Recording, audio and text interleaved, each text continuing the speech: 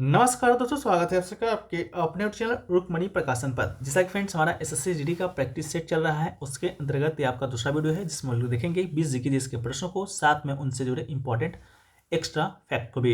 इसका पीडीएफ की बात करेंगे तो टेलीग्राम चैनल पर इसका पीडीएफ आपको मिल जाएगा, जिसका लिंक डिस्क्रिप्शन में दिया गया है, तो आप लोग जाकर वहाँ से ज्वाइन जरूर हो जाइएगा। तो चलिए शुरू करते हैं बिना समय गवाए। तो आज का जो हमारा पहला जो प्रश्न हुआ है कि स्वच्छ सर्वेक्षण 2023 में देश का सबसे स्वच्छ शहर का फर्स्ट प्राइज किस सिटी को मिला है। तो 2023 जो आपका स्वच्छ सर्वेक्षण है उसका जो नतीजा है वो आपका घोषित किया गया है 11 जनवरी 2024 को। इसमें जो फर्स्ट जो प्राइस मिला है 2 शहर को मिला है। एक शहर तो जो आपके ऑप्शन में दिया गया है ऑप्शन नंबर 2 यानी कि इंदौर को मिला है। इसके साथ ही आपका इंदौर के साथ साथ आपका सूरत को भी है जो कि फर्स्ट प्राइस दिया गया है। तो इसका राइट आंसर, अगर आपको ऑप्शन में सूरत मिले तो ज़्यादा घबराना नहीं है, आपका सूरत भी राइट आंसर हो सकता है। इसके अलावा बात करेंगे आपका थर्ड स्थान पर कौन सा है, तो थर्ड स्थान पर आपका ये जो दिया गया है आपका नवी मुंबई, ये दोस्तों आपका थर्ड स्थान पर है, इसको भी आप याद रखिएगा। इसके अलावा सेकेंड रैंक का जो आपका है उसका डेटा नहीं दिया गया है। बाकी all India clean city rank 1 में देखेंगे जिसका पॉपुलेशन आपका 1 लाख से कम है, तो उसका राइट आंसर होगा सासवाड़। ठीक है, इसी प्रकार करके और भी बहुत सारे दिए गए हैं, जैसा कि आपका क्लीनेस्ट गंगा टाउन रैंक, यानी कि गंगा के परिप्रेक्ष्य में बात करेंगे सबसे स्वच्छ शहर कौन है, तो आपका इसका राइट आंसर आपका हो जाएगा वाराणसी, और सेकंड स्थान पर आपका हो जाएगा प्रयागराज। ठीक है, तो ये आपका किया गया है। नेक्स्ट क्वेश्चन आपका है वह है कि मौलिक कर्तव्य की कौन सी उपधारा स्वतंत्रता के लिए हमारे राष्ट्रीय संघर्ष को प्रेरित करने वाली उच्च आदर्शों को हृदय में संजोए रखे और उनका पालन करें के बारे में बताती है। ठीक है, तो यहाँ बात हो रहा है मौलिक कर्तव्य का। मौलिक कर्तव्य के विषय में जब हम लोग बात करते हैं तो जो मौलिक जो कर्तव्य है वर्तमान में कितना मौलिक कर्तव्य है, वर्तमान में आपका 11 मौलिक कर्तव्य, ये बात आप लोग को मालूम होगा। मौलिक कर्तव्य की बात करते हैं तो जब संविधान आपका लागू हुआ था या बनकर तैयार हुआ था, लागू हुआ था आपका 26 जनवरी 1950 को। संविधान आपका लागू हुआ था 26 जनवरी 1950 को। उस समय संविधान में मौलिक कर्तव्य नाम का कोई भी चीज नहीं था। मौलिक जो कर्तव्य है वो आपका जोड़ा गया है, आपका कब जोड़ा गया है, तो आपका 42वां संविधान संशोधन हुआ था 1976 में। ठीक है, उसी संशोधन के द्वारा आपका जो मौलिक कर्तव्य भारतीय संविधान में जोड़ा गया था। याद रखिएगा वर्तमान में मौलिक कर्तव्यों की संख्या कितना है, 11 है, लेकिन जब आपका 1976 में मौलिक कर्तव्य आपका जोड़ा गया था उस समय जो मौलिक कर्तव्य की जो संख्या था वो था आपका 10। ठीक है, उस समय मौलिक कर्तव्यों की संख्या था आपका 10। जो 11वां जो मौलिक कर्तव्य है वो आपका जोड़ा गया है 2002 ईस्वी में, उसमें आपका 86वां संविधान संशोधन हुआ था, उसके माध्यम से आपका जोड़ा गया था। इसके अलावा मौलिक कर्तव्य की बात करते हैं तो मौलिक कर्तव्य आपका सरदार स्वर्ण सिंह समिति के सिफारिश पर, याद रखिएगा किसके सिफारिश पर, तो सरदार स्वर्ण सिंह समिति के सिफारिश पर है जो कि आपका जोड़ा गया था, स्वर्ण सिंह समिति। आपसे ये भी प्रश्न जो कि बहुत बार बन चुका है। इसके अलावा मौलिक कर्तव्य किस देश के संविधान से लिया गया है, तो मौलिक कर्तव्य को आपका यूएसएसआर के संविधान से लिया गया है, अब रूस हो गया है ये आपका टूटकर। ठीक है, तो इसको भी याद रखिएगा। इसके अलावा मौलिक कर्तव्य के विषय में बात करते हैं तो ये आपका भाग 4A में रखा गया है। कहाँ पर है, तो भाग 4A में है। और अनुच्छेद की बात करेंगे यानी कि आर्टिकल की, तो आर्टिकल 51A में है। ठीक है, उसी का आपका 11 जो मौलिक कर्तव्य है उपधारा है ABCD करके है। ठीक है, तो उसी में जो आपका उपधारा B है यानी कि उपधारा B है उसमें कहा गया है कि स्वतंत्रता के लिए हमारे राष्ट्रीय आंदोलन को प्रेरित करने वाले उच्च आदर्शों को हृदय में संजोए रखना है और उनका सम्मान करना है। ठीक है, बाकी 11 जो मौलिक कर्तव्य कौन कौन से हैं वो आप लोग देख लीजिएगा, बाकी पीडीएफ में देने का हम प्रयास करेंगे। नेक्स्ट क्वेश्चन है वह है कि वाइब्रेंट गुजरात समिट के 10वें एडिशन के उद्घाटन में किस देश के राष्ट्रीय चीफ गेस्ट थे। ठीक है, तो जो वाइब्रेंट गुजरात समिट थे वो आपका गुजरात में हुआ है, जिसके जो चीफ गेस्ट हैं 10वें एडिशन के वो आपके यूएई के राष्ट्रपति हैं, तो इसका राइट आंसर आपका यूएई ही हो जाएगा। आप लोग कमेंट सेक्शन में बता दीजिएगा कि यूएई के राष्ट्रपति कौन है। ठीक है, जहां से बताना हो आपको सर्च करके बताना हो तो सर्च करके बताइएगा, लेकिन हाँ कमेंट सेक्शन में जरूर बताइएगा कि यूएई के राष्ट्रपति कौन है। ठीक है,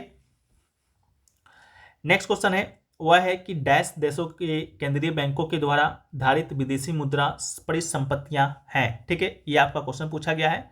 इसका राइट आंसर आपका हो जाएगा विदेशी मुद्रा रिजर्व, यानी कि ऑप्शन नंबर जो 4 दिया गया है विदेशी मुद्रा रिजर्व, वो आपका राइट आंसर हो जाएगा। ठीक है, विदेशी मुद्रा रिजर्व देशों के केंद्रीय बैंकों के द्वारा धारित विदेशी मुद्रा परिसंपत्ति है।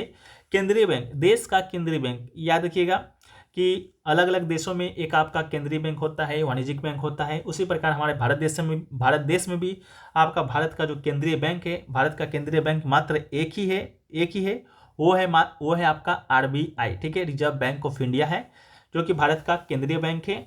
और जो विदेशी जो मुद्रा रिजर्व होगा उसी को विदेशी मुद्रा संपत्ति की श्रेणी में है, जो कि रखा जाएगा। इसको भी याद रखिएगा। इसके अलावा विदेशी मुद्रा भंडार में विदेशी मुद्रा संपत्ति तो शामिल है ही, साथ में आपका स्वर्ण जो भंडार है वो भी आपका विदेशी मुद्रा भंडार के अंतर्गत ही गिना जाता है। इसके अलावा SDR जो होता है, यानी कि विशेष आहन अधिकार, ये भी आपका विदेशी मुद्रा रिजर्व के अंतर्गत ही आता है। एक आपका आता है IMF के साथ जो रिजर्व जो ट्रेंच रखा जाता है, यानी कि IMF अंतर्राष्ट्रीय मुद्रा कोष के साथ रिजर्व जो ट्रेंच रखा जाता है, वो भी आपका विदेशी मुद्रा रिजर्व के में ही शामिल होता है। ठीक है, नेक्स्ट क्वेश्चन है वह है कि where does hydrarch succession take place, यानी कि हाइड्रा उत्तराधिकारी कहाँ होता है, इसलिए क्वेश्चन पूछा गया है। तो इसका जो राइट आंसर है वो दोस्तों आपका हो जाएगा ऑप्शन नंबर 4, यानी कि वेट एरियाज में होता है, यानी कि गीले क्षेत्र में होता है। ठीक है, जो हाइड्रेक है उत्तराधिकारी पौधे के उत्तराधिकारी का एक रूप है, इसको याद रखिएगा, जो उथले पानी में शुरू होता है और अंततः एक जंगल में समाप्त हो जाता है। ठीक है, आमतौर पर इस प्रकार का जो अनुक्रम है उथले तालाबों, झीलों और अन्य जल निकायों पर शुरू होने की सबसे अधिक संभावनाएं होती है। ठीक है, इसके अलावा हाइड्रे को हाइड्रेशर भी कहा जाता है। ठीक है, हाइड्रे को हाइड्रोसेड भी कहा जाता है। यह प्राथमिक अनुक्रम है जो तालाबों और झीलों जैसे जलीय वातावरण में विकसित होता है, जिससे इससे जल निकायों और उनके समुद्रों का भूमि समुदाय में रूपांतरण होता है। नेक्स्ट क्वेश्चन है वह है कि निम्नलिखित त्योहारों में से किसे शीत ऋतु के त्योहार के रूप में भी जाना जाता है। शीत ऋतु के त्योहार के रूप में किसे जाना जाता है, आपसे ये पूछा गया है। ठीक है, तो देखिए शीत ऋतु के त्योहार के रूप में हम लोग जानते हैं चकान गान नगाई फेस्टिवल। ठीक है, जो चकान गान नगाई जो फेस्टिवल है उसे हम लोग शीत ऋतु फेस्टिवल के नाम से भी जानते हैं। ये जो चकन गान नगाई जो फेस्टिवल है ये आपका फसल कटाई त्यौहार है, यानी कि उत्सव है। ये कहाँ मनाया जाता है, तो इसको आपको बता दें कि ये आपका मणिपुर में, असम में, नागालैंड के द्वारा, नागालैंड में जो आपका एक समुदाय रहता है जेलियान ग्रोंग समुदाय के द्वारा ये त्यौहार है जो कि आपका मनाया जाता है। बाकी मोत्सू के विषय में आप लोग को मालूम होगा, ये आपका नागालैंड में मनाया जाता है। मोत्सू जो फेस्टिवल है वो आपका नागालैंड में, और जो वांगला है ये आपका मिजोरम में मनाया जाता है। वांगला के अलावा आपका जो चाप चारकुट फेस्टिवल है ये कहाँ मनाया जाता है, इसको आप लोग कमेंट सेक्शन में बताइएगा। ठीक है, हिंट आपको दे देते हैं, इसका राइट आंसर या तो मिजोरम होगा या तो आपका मणिपुर होगा। ठीक है, आप लोग बताइएगा कि कहाँ पर चाप चारकुट फेस्टिवल है जो कि मनाया जाता है। कुट से रिलेटेड बहुत सारे फेस्टिवल है, जो जहाँ भी कुट से रिलेटेड फेस्टिवल होंगे उसको आप लोग कमेंट सेक्शन में जरूर बताइएगा, नहीं तो अगले जो वीडियो में जब आएगा उसमें हम आपको बताने का प्रयास करेंगे।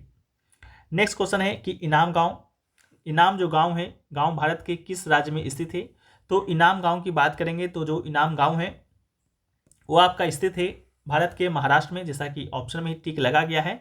तो इसका राइट आंसर आपका हो जाएगा ऑप्शन नंबर 1 महाराष्ट्र। ठीक है, ये जो इनाम गांव जो स्थित है आपका एक पुरातात्विक स्थल है, जो कि महाराष्ट्र के कौन से जिले में है, तो महाराष्ट्र के पुणे जिले में स्थित है। इसको भी याद रखिएगा। यह स्थल कौन से नदी पर स्थित है, तो यह स्थल आपका घोड़ नदी के तट पर स्थित है। घोड़ नदी, ठीक है, घोड़ नदी के तट पर स्थित है। नेक्स्ट क्वेश्चन है कि पीएम मोदी ने झारखंड में PGVT डेवलपमेंट मिशन के तहत कितने करोड़ रुपए की योजना का उद्घाटन किया है। ये योजना हाल ही में आपका उद्घाटित किया गया है पीएम नरेंद्र मोदी के द्वारा। झारखंड में PGVT डेवलपमेंट मिशन के तहत आपका 24,000 करोड़ रुपए का योजना का उद्घाटन किया गया है। तो इसका राइट आंसर आपका हो जाएगा 24,000 करोड़। ठीक है, नेक्स्ट क्वेश्चन है वह है कि डैश में मुस्लिम लीग ने देश के पश्चिमोत्तर तथा पूर्वी क्षेत्रों में मुसलमानों के लिए स्वतंत्र राज्यों की मांग करते हुए एक प्रस्ताव पारित किया था। तो इसका राइट आंसर आपका 1940 हो जाएगा। 1940 में ही मुस्लिम लीग ने आपका देश के पश्चिमोत्तर तथा पूर्वी क्षेत्रों में मुसलमानों के लिए स्वतंत्र राज्यों की मांग करते हुए एक प्रस्ताव है जो कि पारित है, जो कि किया गया था। और जो आपके आगे चलकर 1947 में जो ब्रिटिश साम्राज्य के द्वारा भारत का जो विभाजन किया गया था, जिसमें से 2 राष्ट्र बने थे, भारत और पाकिस्तान, उसका भी जो कारण है ये दोस्तों आपका यही प्रस्ताव है जो कि बना था। नेक्स्ट क्वेश्चन है वह है कि 42वें मेडिकल एंड हेल्थ गेम्स में किस सैन्य अधिकारी ने 5 स्वर्ण पदक जीतकर एक रिकॉर्ड है जो कि बनाया है। ठीक है, तो इसका जो राइट आंसर है वो दोस्तों आपका लेफ्टिनेंट जनरल गुरवीर पाल सिंह है जो कि आपका हो जाएगा ऑप्शन नंबर 4। ठीक है, ऑप्शन नंबर जो 4 है वो उसका आपका राइट आंसर हो जाएगा। ठीक है, सॉरी फ्रेंड्स, इसका जो राइट आंसर है वो आपका लेफ्टिनेंट जनरल गुरबीरपाल सिंह नहीं होगा, इसका राइट आंसर होगा option number 3 lieutenant colonel Sanjay Malik. ठीक है, इसको सुधार कर लीजिएगा, इसका राइट आंसर आपका ये हो जाएगा। हमारा जो नेक्स्ट क्वेश्चन है फ्रेंड्स वह है कि प्रथम पंचवर्षीय योजना की अवधि डैश के बीच थी। यानी कि आपको बताना है कि जो पंचवर्षीय योजना चला था, जो प्रथम जो पंचवर्षीय योजना था उसका समय अवधि क्या था। पंचवर्षीय योजना के विषय में अगर आपको नहीं मालूम है तो हम आपको बता दें कि जो पंचवर्षीय योजना है वो आपका योजना आयोग के द्वारा है जो कि आपका 1951 में शुरू किया गया था। यानी कि 1951 से लेकर आपका 2012 तक आपका जो पंचवर्षीय योजना है आपका चलाया गया था। टोटल 12 पंचवर्षीय योजना चला था जो कि 5 सालों का एक योजना होता था। ठीक है, उनमें से जो प्रथम जो पंचवर्षीय योजना है वो आपका चलाया गया था 1951 से लेकर 1956 के बीच में। ठीक है, तो इसका राइट आंसर तो आपका ऑप्शन नंबर 2 हो जाएगा 1951 से लेकर 1956 तक। लेकिन जो 12 पंचवर्षीय योजना चला था, 12 पंचवर्षीय योजना आपके एग्जाम के लिए बहुत इंपॉर्टेंट है। इनमें से किसी भी पंचवर्षीय योजना का जो समय अवधि है वो आपसे पूछा जाता है। तो देखिए, पहला जो पंचवर्षीय योजना है वो तो आपका चला था 1951 से लेकर 1956 तक। दूसरा पंचवर्षीय योजना की बात करते हैं तो ये चला था आपका 1951 से लेकर 1956 से लेकर 1961 तक।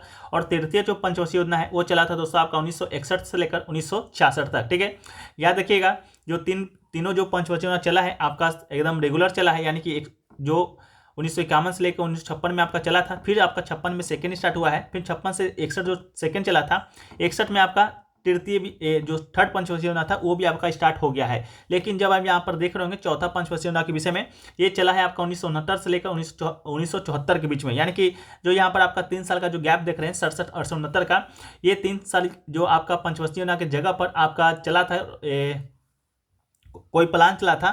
ठीक है, उस प्लान का नाम हमको याद नहीं आ रहा है, अगर आप लोग को याद आ रहा है तो कमेंट सेक्शन में जरूर बताइएगा। ठीक है, कौन सा प्लान चला था, अभी थोड़ा देर पहले याद था लेकिन अभी माइंड से पूरा उतर गया है। ठीक है, तो लिखिए चौथी पंचवर्षीय योजना को जरूर याद रखिएगा। चौथी चला था 1969 से 69 से लेकर 74 के बीच। पांचवी की बात करेंगे तो देखिए 74 में खत्म हुआ था, 74 से 78 के बीच चला था। इसके अलावा छठी पंचवर्षीय योजना चला था आपका 1980 से लेकर 1985 के बीच में चला था। ठीक है, ये जो आपका 3 साल का जो यहाँ पर गैप हुआ था तीसरी और चौथी के बीच में, ये शायद आपका रोलिंग प्लान यहाँ पर चला था। ठीक है, रोलिंग प्लान यहाँ पर आपका चला था, इस बात को भी याद रखिएगा। ठीक है, इसके अलावा छठी और सातवीं के बीच में भी आप गैप नहीं देख रहे होंगे तो सातवीं चला था 85 से लेकर 90 के बीच में, और जो आठवीं पंचवर्षीय चला था 1990 से लेकर 1997 के बीच में। यानी कि आपका 7वां और 8वां में भी आपका 2 साल का जो गैप है जो कि आपको दिख रहा होगा यहाँ पर ईयरली प्लान चला था। ठीक है, वार्षिक प्लान चला था, वार्षिक योजना 2 साल के लिए। इसके अलावा 9वीं पंचवर्षीय चला था 1997 से लेकर 2002 के ईस्वी के बीच में, और 10वीं चला था आपका 2002 से लेकर 2007 के बीच में। 11वीं चला था आपका 2007 से लेकर 2012 के बीच में, और 12वीं जो चला था 2012 से लेकर 2017 के बीच में चला था। इसको याद रखने का आप इसको याद इस प्रकार रख सकते हैं, 3 भाग में इसको डिवाइड कर लीजिएगा। 3 भाग में इसको डिवाइड कर लीजिएगा। पहला तो भाग आप डिवाइड कीजिएगा पहला से लेकर इसको हम यहाँ पर मिटाते हैं। पहला जो डिवाइड आप याद रखिएगा, पहला, दूसरा और तीसरा। ठीक है, ये तीनों को याद रखिएगा। एक बार में याद कीजिएगा पहला, दूसरा और तीसरा को, क्योंकि आपका डायरेक्ट है एकदम। इसके अलावा फिर याद रखिएगा आप चौथा को याद रखिएगा, पांचवा को याद रखिएगा, और छठा को याद रखिएगा, और आप 7वां को याद रखिएगा। ठीक है, इसके अलावा तीसरा फेज में आपका 8वां, 9वां, 10वां और 11वां और 12वां को याद रखिएगा। ठीक है, तो 2017 तक आपका 12वां पंचवर्षीय योजना चला था। यही 12 पंचवर्षीय योजना के विषय में आप लोग के बारे में आप लोग के एग्जाम में 12 क्वेश्चन जो कि बनता है। नेक्स्ट क्वेश्चन देखिए, पूछा गया कि भारत का पहला राज्य बताना है जिसने पूरे राज्य में सभी घरों के लिए छत के वर्षा जल संग्रहण ढांचों को अनिवार्य कर दिया है। तो इसका राइट आंसर आपका तमिलनाडु हो जाएगा, तो इसको भी याद रख लीजिएगा। नेक्स्ट क्वेश्चन है वह है कि गोपाल प्रसाद दुबे को किस नृत्य शैली के लिए पद्म श्री से सम्मानित किया गया था। तो गोपाल प्रसाद दुबे की जब हम लोग बात करते हैं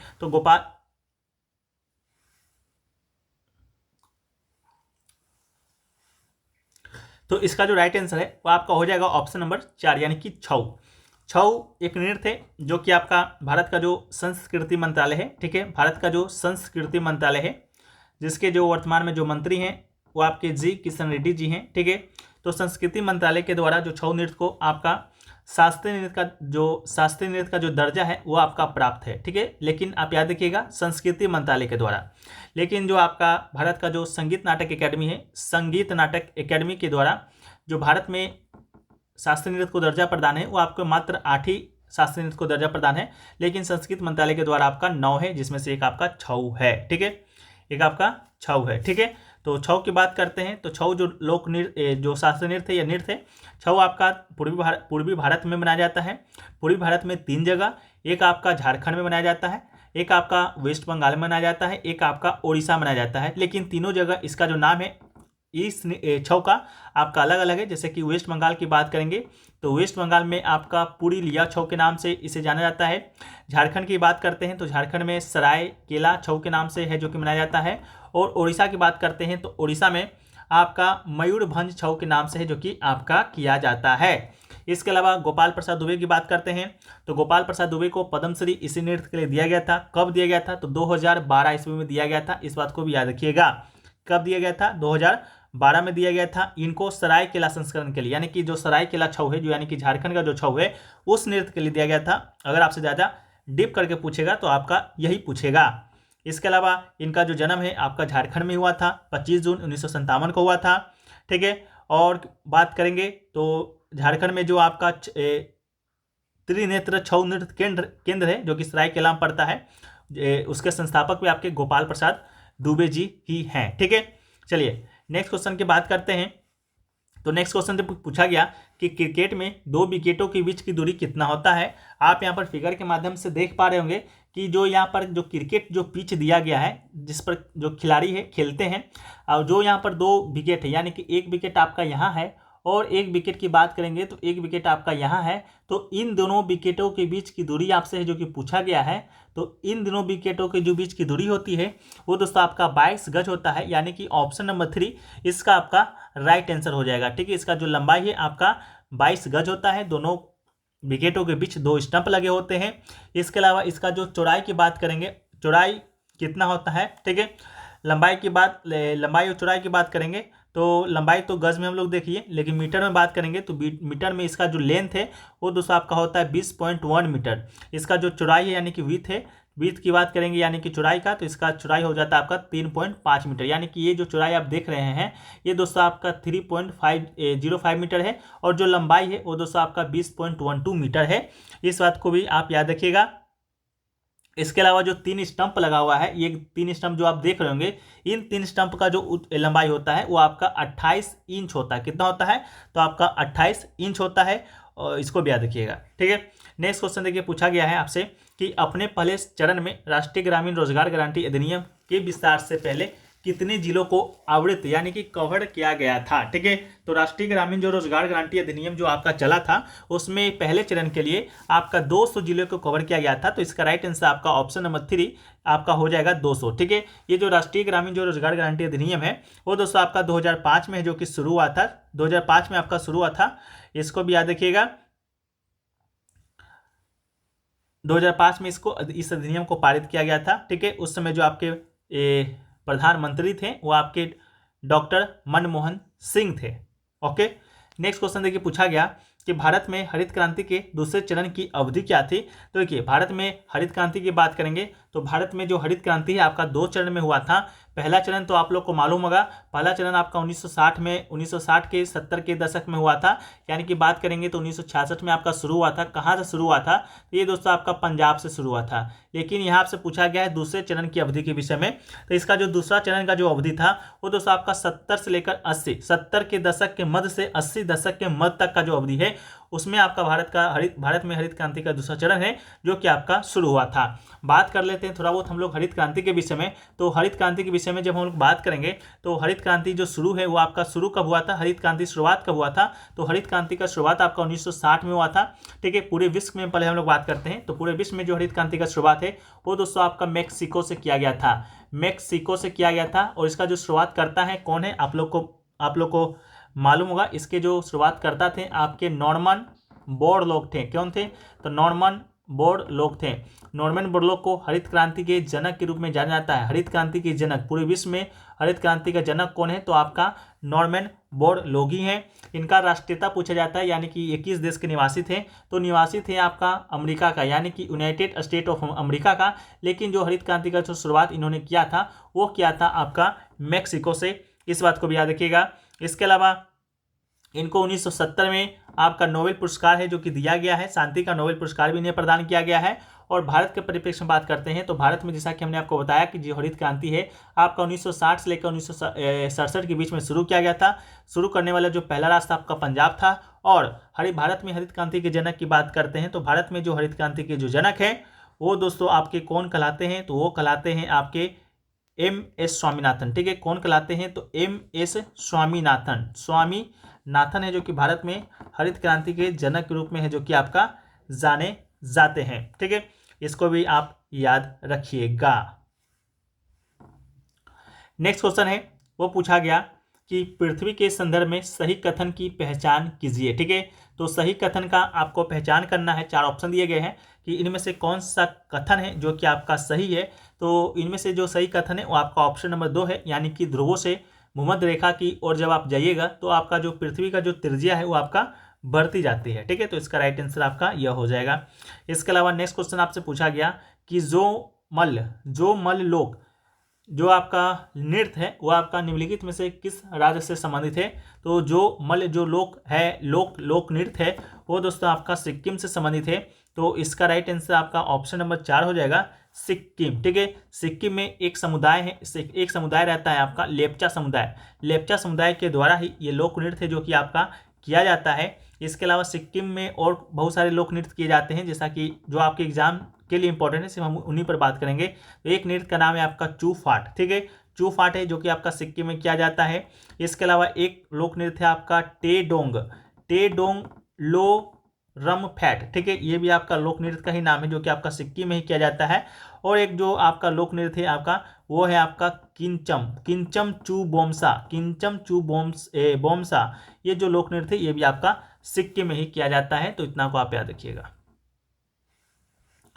नेक्स्ट क्वेश्चन है वह है कि उद्योगों का एक समूह जो शहरी केंद्रों के द्वारा प्रदान किए जाने वाले लाभों का उपयोग करने के लिए एक साथ आने की प्रवृत्ति रखता है, उसे क्या कहा जाता है? तो उसे कहा जाता है फ्रेंड्स आपका ऑप्शन नंबर 2 समूहन अर्थव्यवस्था, यानी कि एग्लोमेरेशन इकोनॉमिक्स। ठीक है, इसको आप परिभाषा यानी कि डेफिनेशन के तौर पर याद रखिएगा कि जो समूहन जो अर्थव्यवस्था होता है उसका जो तात्पर्य है कि फर्मों और लोगों के द्वारा प्राप्त लाभों से हैं, जब वो शहरों द्वारा पेश किए गए लाभों का उपयोग करने के लिए एक साथ आते हैं और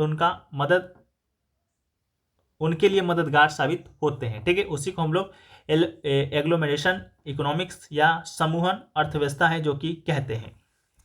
नेक्स्ट क्वेश्चन है वह है कि राज्य की कार्यपालिका शक्ति डैश के पास होती है। तो राज्य का जो कार्यपालिका जो शक्ति होता है वो फ्रेंड्स आपका किसके पास होगा? तो ये आपका राज्य के राज्यपाल के पास होता है। तो इसका राइट आंसर हो जाएगा। जैसे आप यूपी में रहते हैं तो यूपी का जो कार्यपालिका शक्ति होगा यूपी के राज्यपाल के पास होगा। यूपी के जो वर्तमान में राज्यपाल हैं वो आपके आनंदीबेन पटेल हैं। इसको भी याद रखिएगा। ठीक है, यूपी के वर्तमान में राज्यपाल हैं।